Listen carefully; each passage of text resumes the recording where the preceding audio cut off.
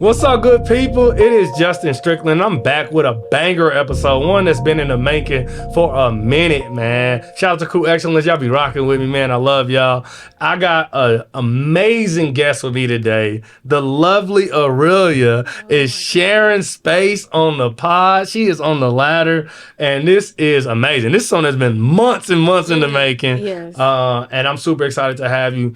Aurelia, one thing I always try to do is just give a soft introduction to the guest. Okay. So what are 3 things you think they should know about you before we jump into the episode? Okay, first things first, I'm an introvert. Okay. Okay. All right. So all my people who watching, they're like, man, that's crazy. Yes. See, introverts can be on camera too. Yes, of course. You can do Yeah, things. You may feel nervous about it, but you should still do it anyway. That's how the best things come from things you didn't want to do. Or like you're afraid to do. But so I would say first thing is I'm an introvert. Okay. This is random, but my initials spell art. That's Arelia dope. Renee Thompson. Okay. I always thought that was dope to me That is because dope. I feel I look at myself like an artistic person. So I think that I was It's like your destined. parents knew something. Exactly, Okay. Number 3, I like gold. Ooh. I like gold jewelry. Okay. One day I'll have like some real gold jewelry. But I just love the gold aesthetic. There's something about it. Fits. Yeah. Oh, Yeah. I feel really confident. in I gold. like that. Yeah. I like that. Those are good 3 good facts. Yeah, those are 3. Those are 3 good facts. This is a podcast about leadership, and I know if you just tuning in, you might be new, but we about to have an amazing conversation where really it just kind of peels back the curtain on like what it looks like to lead in her way, because what we believe is everybody's a leader, Yes. and so no matter what you're doing, your industry, your position, you have leadership responsibility and capabilities, and so. Share this, subscribe, like, do all the things because they're free. And even if you broke, you can do it. Yeah. And we're gonna jump into your story. One thing I always ask all my guests is like, when was the first time you realized like, man, I'm a leader? I would say as soon as I had my baby sister, I became a big sister. Yeah. Which is another random fun fact. On my dad's side, I'm the youngest, but on my mom's side, I'm the oldest, and I grew up with my mom. That's kind And of cool. so I've have like 2 worlds, but for Yeah. the most part, it was with my mom, and I was a big sister. Gotcha. And I remember my mom, she had just had my sister, and then, she's tired, and my sister started crying. And I'm like 6 years old at the time. And I'm like, I know my mom is tired. And so I remember taking my little sister. Probably shouldn't have did this. Probably was not safe. But I remember taking my sister out of the room with my mom, and I just like had her in my room with me. Wow. And like I calmed her down in a way, and she was chill and let my mom get some sleep. Mom came in there and peeped in there, and then she seen us and she went right back out. Yeah, I ain't about to mess up She a was good like, thing. yeah, so that's when I realized, okay, I think I can take initiative to do things when I see, I'm pretty aware of my surroundings and what's going on, and so I knew like, okay, she's tired. I think I could do this. That's really Get her cool. out. Yeah. That's something that adults struggle with. I mean, just being honest, like Yeah. seeing a need and then just meeting that need, not asking any questions, not asking for permission, not being like, well, shoot, that's my mama's job. Like, but just being like, no, I can help somebody, and I'm gonna do that. That is like when I always talk about like nature versus nurture when it comes to leadership. That is one of those things that natural leaders do.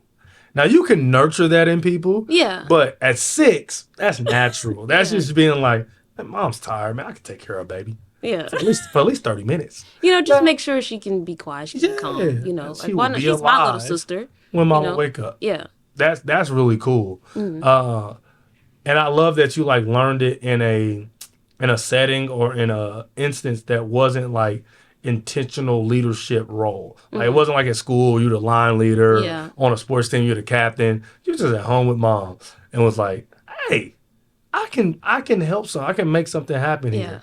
That's really, really amazing. How do you feel like that initiative or having that, that skill of observation, how has that really helped you as you've progressed and gotten older and kind of gone into the world as a professional? I think it's specifically in marketing, you always have to be aware of what's going on, and everything always moves so fast, and so it's hard to keep up. But just taking like simple things and making your own perspective out of it is great. Got you. That's what I do when Okay. I feel like, okay, I can't keep up with the market. I don't know all the things to research, or I Yeah. can't be everywhere at all places. Yeah. So I'm like, okay, well, from this one thing I can see, what can I take out of it that's different? And so I think like observing, being more intrusive Yeah. with yourself and things around you, I think really helps. I like that. Being a leader, and especially in marketing, just so you can have your own perspective, paint your own story. What message are you sending out there? Yeah, I love how you just flipped intrusive into something positive. Yeah. I like that. That's really cool. And I'm thinking about like, I hear that, I'm like, oh, that hit me. And I'm like, oh, I guess as a leader, you do have to be intrusive, because you be like, hey man, what's going on over there? Yeah. Like, I got to figure this out so I can make sure we go in the right direction Exactly. and make sure we move in the right way. You kind of hinted on it there, like you're a marketing guru, right? Yeah. How did you stumble into this profession, into this career, and why did you think this was like the perfect field for you to execute your leadership? Okay, so believe it or not, I used to want to be a criminal justice lawyer. Okay. In my freshman Okay. year in college, I majored in political science, and that's back when I believe you had to major in political science to be a lawyer. Yeah. You do not have to do that. No, it's over. You do not have You to can do whatever you that. want. Yeah, you and just then have to go to law school. Yeah. Yeah. Okay.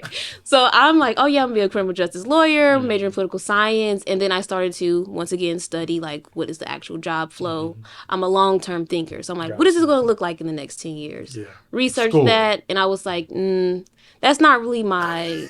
I don't really want that day-to-day lifestyle. I got Like you. they had to bill a certain amount of hours. I said, no. So I was like, okay, well, what else could I do? Because the overall mission was just helping people advance. Like I just you. knew I was going to shape the world in some type of way. Got you. And to this day, I don't exactly know what that one thing is, but I just know I'm a shaper.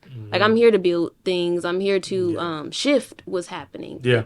You know, Yeah. so I was like, well, how can I do that? And I was like, well, I always came up with business ideas when I was a kid. I come up with a lot of business. To this day, I still do that. Yeah. I don't know if I'm going Just to in be your the free one. time. Yeah, I don't know if I'm going to In be your the one notes, to do them. hey, yeah. this would make some money. This would be great. This is a need for this, or we can do this differently. And so I was Yeah. like, well, what if I just major in business?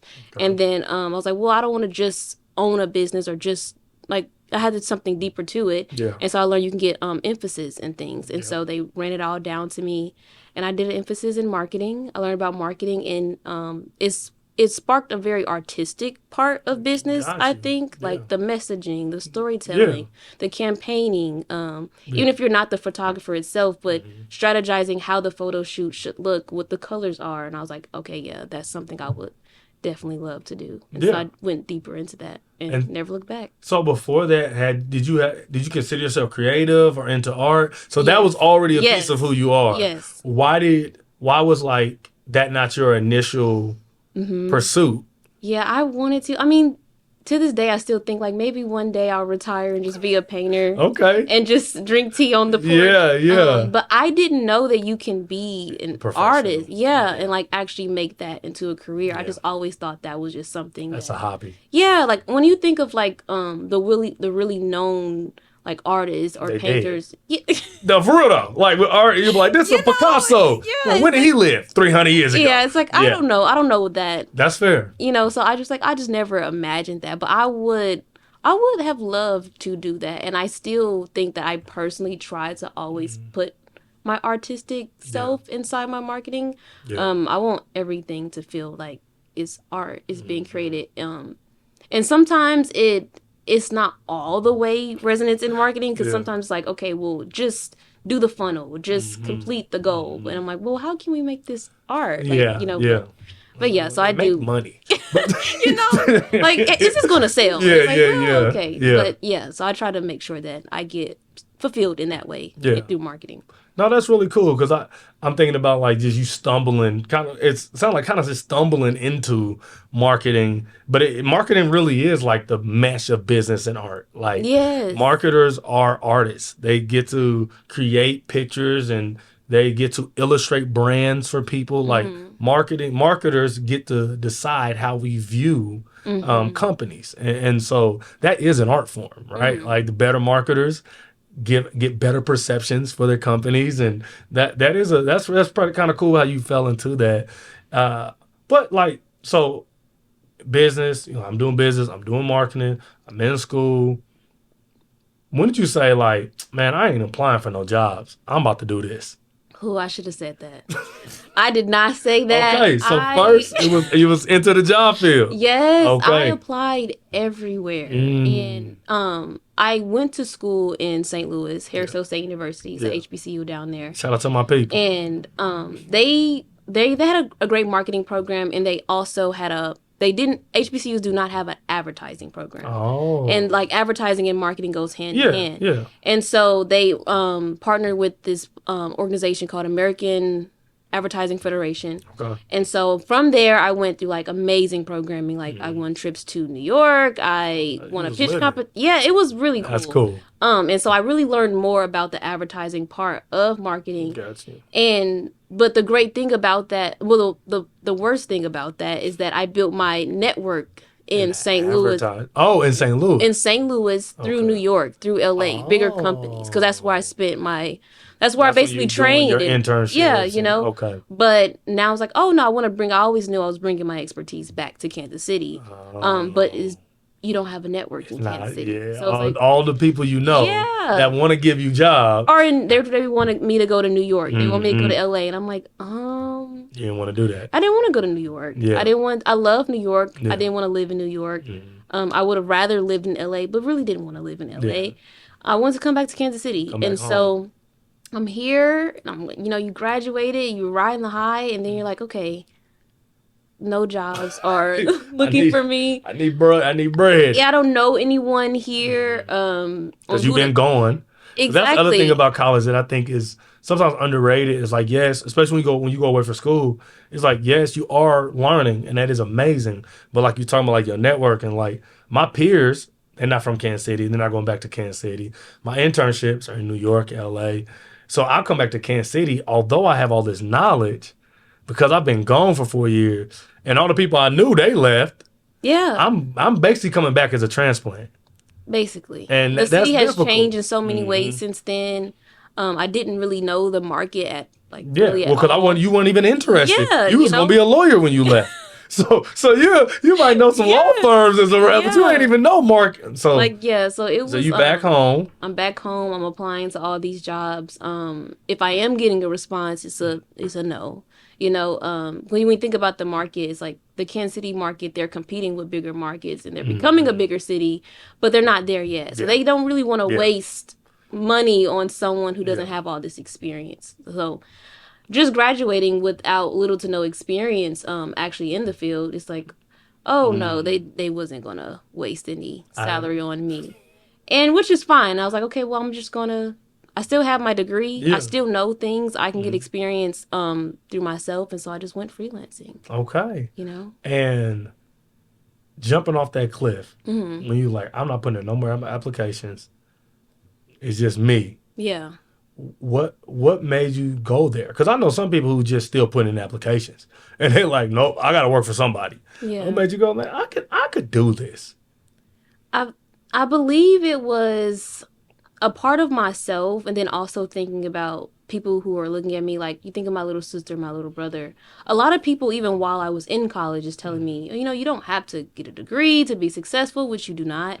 And especially majoring in business, you don't have to get a degree in business to run a business. Yeah. And so I didn't want to be that person that goes off and get a degree and don't work in their field and prove people right that getting a degree is not valuable. Yeah. It's like, and because the college experience is not just for the degree, it's to get away, it's to learn yourself in different ways. But I was really determined to work in the field that I have my degree in, or else it's going to be in vain, and it's something that I'm passionate about. I want to. And you enjoy the work. Exactly. Yeah. So I was determined. I said, I'm not working a job if it's not in marketing. And if a marketing firm doesn't want to hire me, then I'm the marketing firm. Exactly. And so talk me through the process of like you creating your business. What's the name of your company? Like, what was your first things you went to? Because I think I have viewers who are interested in freelancing, but they have no clue where to start. Yeah. And so I would love you just peel back the curtain and kind of walk us through that process. So first I had a name for a marketing agency I wanted to create, and it was going to be called AU Marketing Strategies. Oh my gosh. And AU stood for advocating for us. Like, probably goes back to that. Okay, yeah, some of that criminal justice. Yeah, you know, okay. like just advocating for people, making life a little bit easier is what I think. That's what I think of myself. And it also because my name Arelia is originally supposed to be spelled Aurelia, and it's not. Yeah. But on the periodic table, AU stands for gold. So it was like a whole. So you had thought through this. Yes, okay, yes. It was very. Now I don't too much. Doesn't align at all. That but at the time, you was all in to the layers. Of AU marketing. AU marketing strategies, and I dropped that, and so then I was like, oh well, because I'm technically a freelancer, solo entrepreneur, I don't need a whole business name. I can just use my name. Yeah, you the business. My handle is Strategy Tell Her, but my business is my name, Arelia Thompson. So yeah. I just hear Jay-Z, man. I'm not a businessman. I'm a businessman. Yeah. That's cool. No, that's really cool. And so where did you start?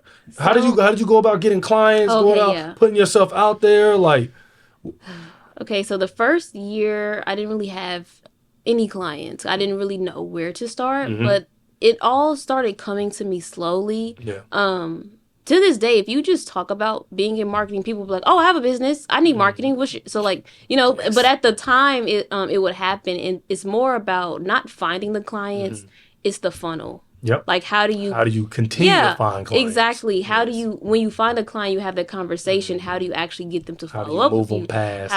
How do you actually get them in? What is their budget? You're like, okay, now they need help with budgeting. What exactly do they want in marketing? Because a lot of people don't know exactly what they want. They just know they want their business to grow. Yeah. And then it's the question, well, what exactly in marketing do I want to provide? And so each person I talked to, they all came, but it helped me figure out layer by layer, like, okay, now you need this, and now you need that, and now you need pricing. Do you want to do packages? Do you want to do retainers? So I just started with just talking to people, that I'm already around. A lot of people, most business owners know other business owners. That's how it works. I had a little brother he was in this basketball program. So it's a lot of people in the community there. I would go there, pick him up, drop him off, and they would just be like, oh, I see you around a lot. What do you do? What you up to? Yeah. I'll tell them exactly the same story I just told you. Trying to find a job, can't find a job, think I'm going to do freelancing. And they were just like, oh, okay, I have this, this lotion brand I'm trying to do. And so I slowly just started getting into, revealing what I need to get started. Got you. That's cool. How did it feel like when you got your first client? My very first client, it was very emotional, honestly. It's scary as well. And now you got to produce. Yes. Because when you've been talking, I've been trying to get somebody to hire me. Oh shoot, somebody hired me. Yeah. Now I got to do the job. So they're like, yeah, so what are we going to do? What are we marketing? Yeah, when did we start? How did we start? What's going on? And you're like, okay, let me figure all the things out. And it's like you spend so long chasing something, and then you get there and you're like, okay, there's other things I could have done before getting here all the way. But I did my best, and it was a really good experience. Cool. I still remember my first client, and I still learned a lot, and I'm still learning a lot. It's still a lot to learn exactly more professional growth. Like, how do you want to do things? How do you improve? Yeah. But yeah, it was really scary, but it was cool at the same time because I've always had people that believed in me. And I also always had people that just on the same mentality, like they just know like, okay, you're capable of doing these things. And most importantly, I've always knew that I'm a type of person that I can rise to the occasion. Yeah. And so just having that inner confidence that, worst case scenario, you don't do it well, then you learn from it and do it and keep doing it again, So just, it's a lot of self-talk that goes into it. Positive self-talk. Entrepreneurship is full of self-talk. Yes. Because every time you have a conversation with somebody and you feel good about it, and then they don't call you back and they don't respond to your email and then they ghost you, if you have to say, nah, bro, I'm still sweet. Like, it ain't that I don't know what I'm doing. It's not that the package, like, they just not for me. I'm still sweet. You got to be good at that because it's so many more no's out there than yeses. And But what I appreciate from you, just knowing you over a short period of time, is I've seen your growth in the last year. Like from when I first met you to you having your own camera. Hey, come on now. Like, but I've seen like you grow, your confidence grow. I've seen your online presence grow. Like I've seen you be like, no, like I'm sweet though. Like I thought I was sweet, but I done put some stuff out there. Now the market know that what I know, which is I'm sweet. I'm like that. I know what I'm doing. And so that's really cool. As you've kind of been on this journey, so how long have you been an entrepreneur? For the past 2 years. Okay. I graduated college 2024. Okay. Spring of 2024. 2026 now, so 2 years. That's how I keep up. Yeah, that's a great marker. Yeah. Okay. So at your 2 years, what has kind of been your biggest challenge of building this business brick by brick? Okay, my biggest challenge and my current biggest challenge is having a collegiate education that doesn't really apply to the small business and startup world. I was taught like, timeline, campaign, you have to do things this way in this order. In a small business and startup, we talked about this before. There's none of that. Because they teach you like the big companies roll out. Like how Lay's may roll something out or Pringles. But you're working with Sanford and Son, Mom and Pop Laundromat. They just want to make some flyers for next week's event. And that's it. That's the marketing plan. And you like win the event, they're like next Friday. And you're like, wait a minute. I need 90 days to roll this out. Like, Yes. The marketing plan is some flyers, 2 to 3 videos. Yeah. That's it. Yeah. Thank you so much. These are amazing. Thank you. And you like, nah, bro. Like if you would have gave me 3 months, I would have really. So the hardest challenge has been like contextualizing the education to your actual clients. Yes. And that's so interesting. Like as you say that, because I'm thinking through because I was a business major too, and I'm thinking through like, yeah, you are learning like you're learning what are the best corporations, Fortune 500s and the Forbes, like you're learning their strategies. But then as an entrepreneur, especially startup, and you're not signing. Yeah. You know what I'm saying? Amazon. You summon the people who buy off Amazon and put their label on. That's who you working with. Amazon supporting them. Yeah. Buying things off Amazon. Yeah. So like that, and so having to whittle, but that's a skill that a lot of people don't have. A lot of people aren't able to say, this is the information, but these are the clients, and I got to meet them where they are so that I can run a business. Because some people get too high and they be like, nah, bro, if it ain't 90 days, don't call me. Yeah. And it's like, fam, you can do that, but now you ain't got no clients. Yeah. You got to think about who your target audience actually is. Like who for me in Kansas City is actually going to meet that standard. Yeah. It's rare. It's very rare. Yeah. And technically that route wouldn't even fulfill me, because I would just be, there's a reason why there's hundreds of people in a corporation because they're all doing one single thing to move the thing forward, which is great, but that's it. That's all you do, you know? And so it keeps me more busy. It keeps me more in it. I'm constantly a student. I don't feel like I ever get to the point where it's like, oh, I completely just know everything about marketing. It's like, no, I'm constantly learning something new. I'm constantly expanding myself in different like skill sets that I have. Yeah. And so that's something that I still struggle with is how to articulate a bigger idea for a small business. Like how to take, because if I can master how to take a 90-day marketing campaign for a 2-week small, like, but still the same value, the same quality. And so that's really my biggest thing that I'm working on is just keep trying to do that, because if I can get small business and startups in Kansas City to move and operate on a higher level, that would be amazing. So I think that'd be dope. Yeah. I love that. And what has been your biggest win? You 2 years in, you rolling, you it's snowballing. I see it in the joy as you talk about your company and your business and your work. What's a win that you've had that you're really proud of? I think my biggest win is the fact that I'm still here today. Like, honestly, I think every day that I get to keep doing this work, it really blows my mind, honestly. Yeah. Because sometimes you just have that fear of I could lose everything tomorrow. Like literally, like everything could just change, and you that feeling you have when you first start, it never really leaves you. Yeah. You like you can go so far, and it still feels like you're still fighting to get where you're trying to go, even if you already made a lot of progress. Yeah. And so I think my biggest win is that I'm still here today. I'm here. I'm talking to you guys. I'm talking to you, and I think that's amazing. I mean, like progression is a lot. I think even on the days where I get so like down on myself, it's like it's a blessing to even have that type of problem. Yeah, like no, for real though.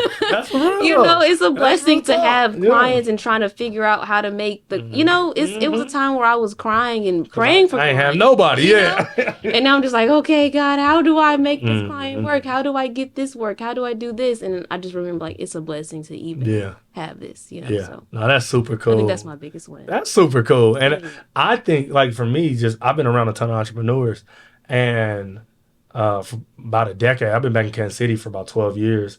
And since I've been back, like I come from a family of entrepreneurs. And so my friends are entrepreneurs. I've seen so many people start and stop. And to me, that is the biggest flex as an entrepreneur.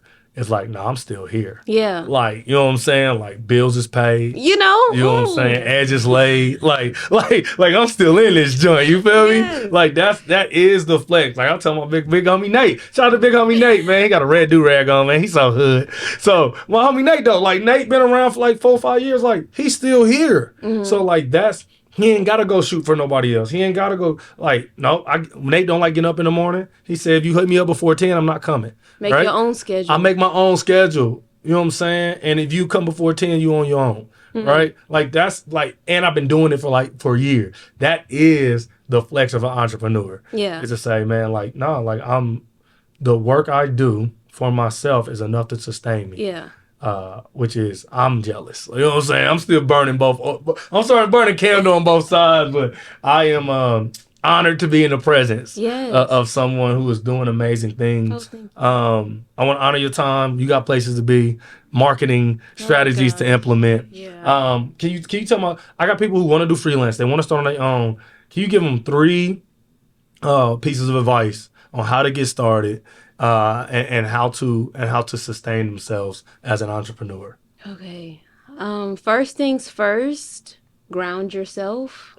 I like that. You're gonna fully like people say all the time, like I'm a boss, I'm my own boss, but you're gonna fully understand what it means to be a boss. You're the boss of yourself. Like choosing your own schedule, like the very same things that are great are also the downside, because you can work when you want to, and then you also cannot work when you want to. That's my friends. You know, my friends who failed, they was sleeping more than they was working. You know, because no one's gonna be like, hey, you know. Then also you can not work. You can also not stop working. That's also a thing too. And so ground yourself.